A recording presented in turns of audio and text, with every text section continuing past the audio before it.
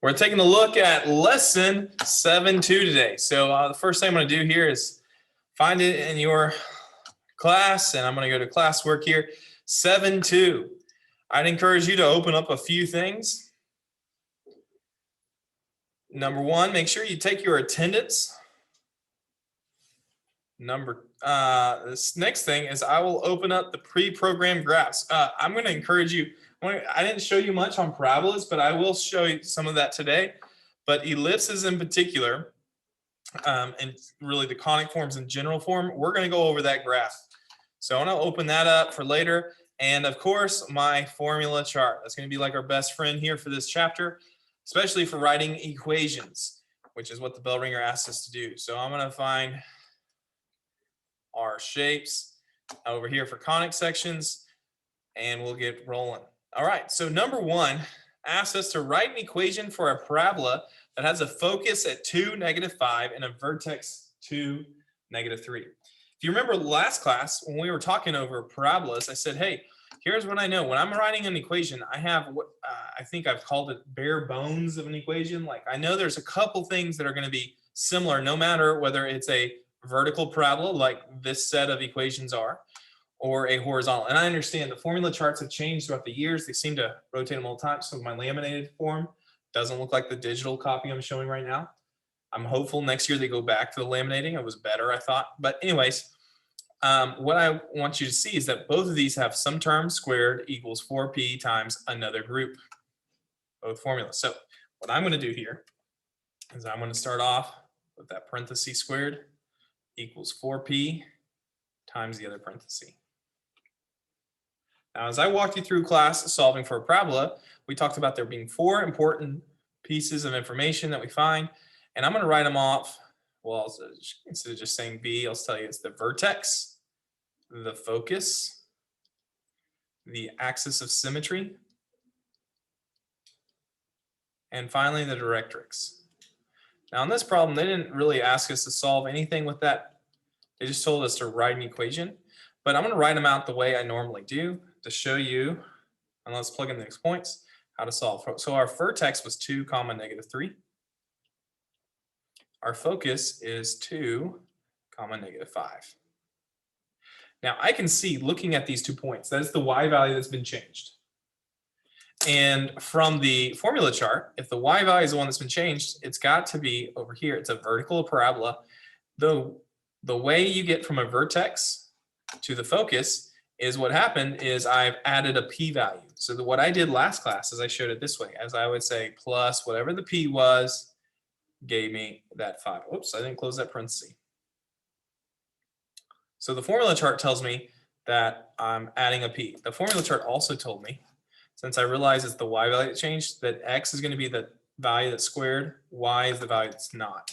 So we could fill that in if we wanted to. We could put an x in this parenthesis here and a y in this parenthesis there. All that's based off formula chart. The fact that my y value changed. All right, so to solve this problem, let's go through and determine, back that up. Before I actually determine p, let's plug in the vertex into the equation. If my vertex is shifted right 2 units, what does that mean for my equation? -2. Good, because inside lies. Thank you, Taylor. Inside lies, so it'll be a -2. To shift right 2 on the inside with x, that needs to be a -2. What about to go down 3? You add, yep. Which now leaves us with only one more piece of information to solve. It's the p. How do I do that? I would just use this as an equation right here. The formula chart said that your vertex, the k plus p equal -5. Well, we know k is -3, so I'm just going to use that algebraic relationship. -3 plus p equals -5. All right, so I'm trying to isolate the p here. So what's the opposite of subtracting 3? You would add 3 to both sides. And we discover that our p is going to equal -5 plus 3 is the same thing as 3 minus 5, -2. Our equation wants 4p. So 4p would equal 4 times negative 2. What is 4 times negative 2?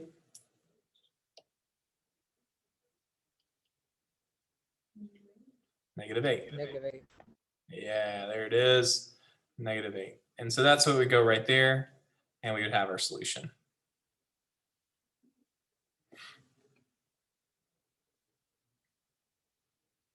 All right, so that's number 1. Though I told you it's not necessary, the axis of symmetry is by way of reminder, it's the value that doesn't change. So in this case, it's the x's that are not changing. So the value would be x equals 2. It's a line, and it would cut through. It would appear to be a vertical line cutting through the x-axis of 2. And the directrix follows this same relationship, but if you remember, you subtract your p, and it's going to be a y equals, since I'm dealing with y. So it'd be y equals negative 3, and I subtract the p value, which we found out p is negative 2. So I subtract a negative 2. So I have a minus a negative. 2 negatives back to back make a positive. So it would be negative 3 plus 2, which would equal negative 1. So that's how you get those pieces of information if you needed them. So I told you a few minutes ago that I would show you using calculators how you can get some of this information. If you go down to my parabola in standard form, I have mentioned that this is a vertical parabola because the focus value is next to y. If I click on vertical parabola here, and this opens up, we can test all of our information. I'm going to plug this in. What this means is my h, remember, is a positive 2. My h is a positive 2. My k is a negative 3. So I'm going to go to h here and put in a positive 2. And my k is a negative 3. Notice I'm not typing it into the actual equation. I'm typing it into the sliders. That way the math gets calculated for me here. Our p-value we got was negative 2. And so if I look down lower, and I'm not sure if these will, I won't show you the point. It's because I haven't labeled. But you can see that the vertex is at 2, negative 3. This says center. I need to update that. It should say vertex, but it's 2, negative 3. The focus is 2 units below that at 2, negative 5. You can see that's accurate. If you slide down over here, it says the directrix was negative 1. That's exactly what we got. And this doesn't show you, but the axis of symmetry would be the line x equals 2.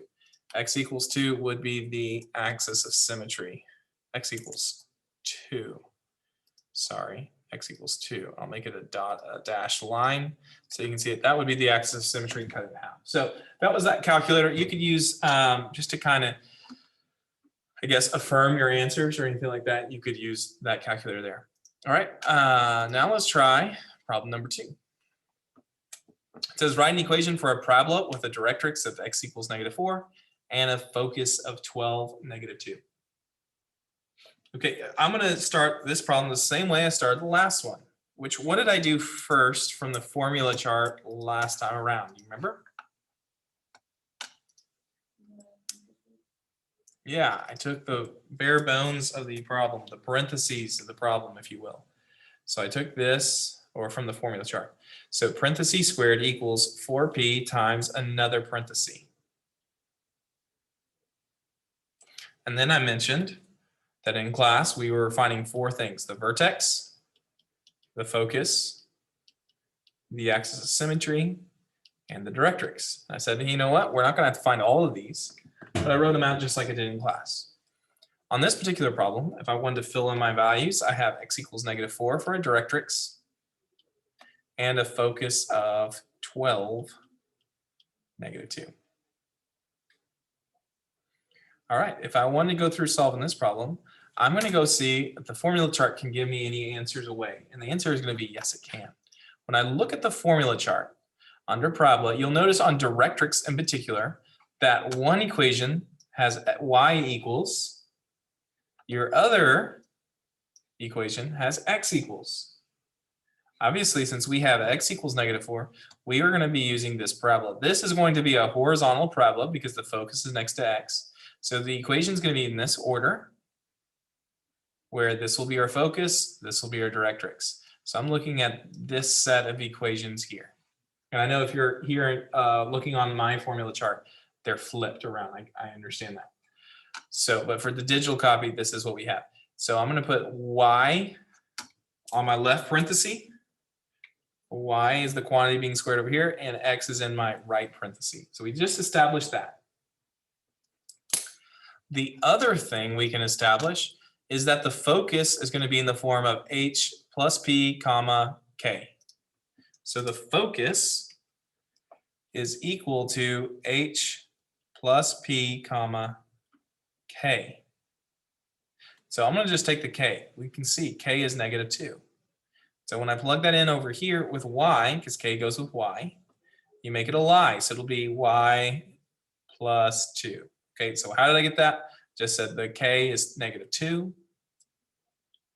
If k is -2, then when I replace it with the y, it just becomes a lie.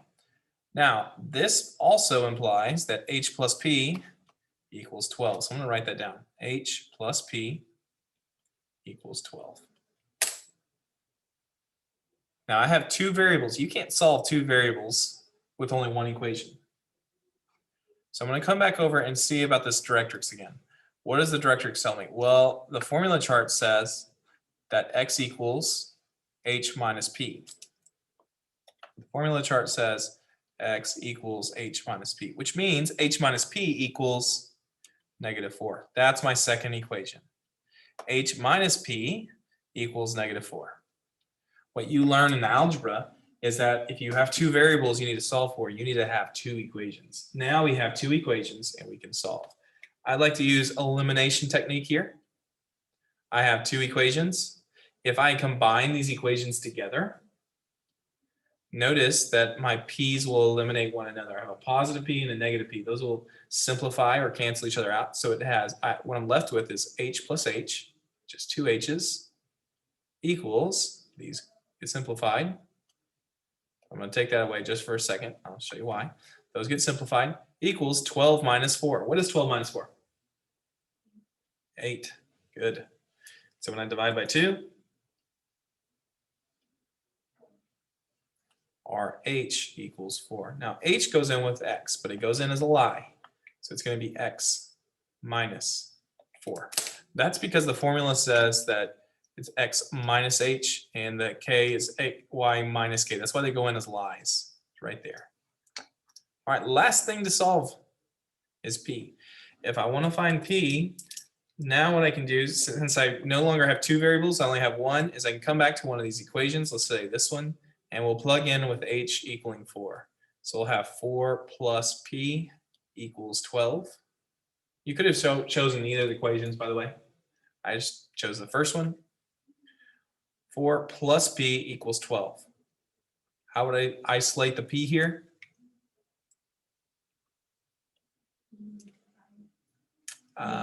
It's subtract. There we go. It's adding, so we need to subtract. Do the opposite. We find out p equals 8. The equation calls for 4p. So 4p would equal 4 times 8. I'm getting 32. So we can say this right here is 32. And that would be your answer. Again, you could check this with my calculator I created. I'll go quickly here. It's a horizontal parabola because the focus was next to the x. We had that the h value was 4, the k was -2. So h is 4, k is -2. We got that p is 8, if I remember right. P is 8, yes. So when I look at my formula, you can see the center is right 2, down 1. We didn't ever find the vertex, but that's where it would be. It would be right 2. Down. That's not accurate. What did I do wrong here? The center.